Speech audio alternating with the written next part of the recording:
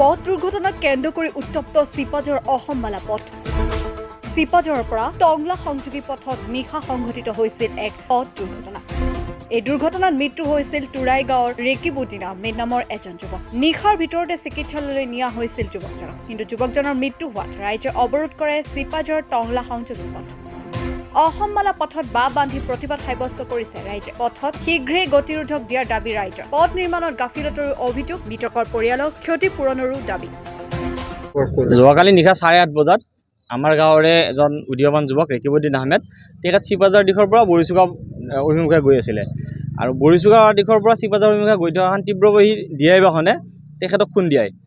তেখেতে ক'ব পাৰি থিতাতে নিহত হৈছে। আমি লগে লগে পাথৰীয়াত আৰক্ষী চকীৰ ভাৰপ্ৰাপ্ত বিষয়া তেখেতে আহি প্ৰথম পালে তেখেতৰ নিজৰ ব্যক্তিগত বাহনত এই বৰিচুগা প্ৰাথমিক চিকিৎসালয়লৈ লৈ গ'ল। তেওঁলোকে গুৱাহাটী ৰেফাৰ কৰিলেও যদিও গুৱাহাটীত যোৱাৰ পিছত তেখেতক মৃত ঘোষণা কৰে।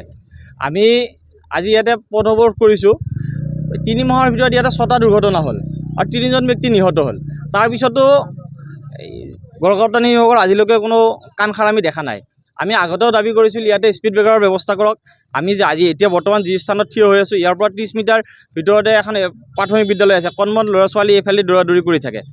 তেওঁলোকক বাৰম্বাৰ কোৱাৰ পিছতো ইয়াতে স্পীড ব্ৰেকাৰৰ ব্যৱস্থা নকৰিলে। ঠিকাদাৰৰ বিভিন্ন গাফিলতি আমি দেখিছোঁ।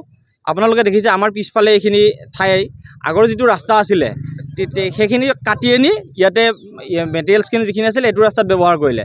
এতিয়া এটা নলা সদৃশ অৱস্থা হ'ল। চিপাঝাৰলৈকে ৰাস্তাটো আপুনি দেখিব, ইয়াৰ পৰা 10 মিটাৰ আগত আপুনি দেখিব ৰাস্তাটো ভাঙি গ'ল। আজি 3 মাহ হোৱা নাই এইটো ৰাস্তা মানে সম্পূৰ্ণ কৰা বুলি তেওঁলোকে ঘোষণা কৰিছে, কিন্তু ৰাস্তাটো ভাঙি গ'ল, গাঁত হৈ আছে। ইয়াৰ পৰা আপুনি পিছফালে গৈ দেখিব ৰাস্তা এটা প্ৰায় 30 মিটাৰ ৰাস্তা এতিয়াও পকীকৰণ কৰিব বাকী আছে। বিয়াখৰা যিখন হাইস্কুল আছিলে তাৰ সন্মুখত আপোনালোকেও দেখিছে 10-15 মিটাৰ জেগা এতিয়াও পকীকৰণ কৰিব বাকী আছে।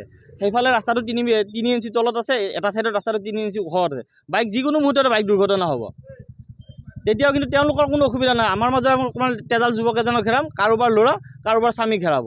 গতিকে এই ৰেকিবুদ্দিন আহমেদ শেষ দুৰ্ঘটনা হওক।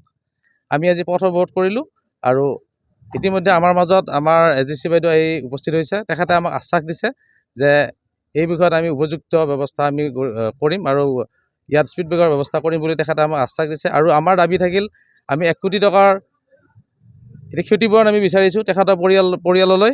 গতিকে তেখেতে এই বিষয়তো এটা আশ্বাস দিছে যে আমি আলোচনা কৰিম। তেখেত ৰেকিবুদ্দিন আহমেদ, তেখেতৰ ঘৰ আমাৰ বৰকলিয়াজাৰ। তেখেতে দিন হাজিৰা কৰি জীৱন নিৰ্বাহ কৰিছিল। যোৱাকালি 8:40 বজাত ৰাতি যোৱা নিশা তেখেতে ৰাস্তাৰেদি আহি থাকোঁতে এখন তীব্ৰবেগী ডিআই বাহনে তেখেতক মহতিয়াই লৈ যায়।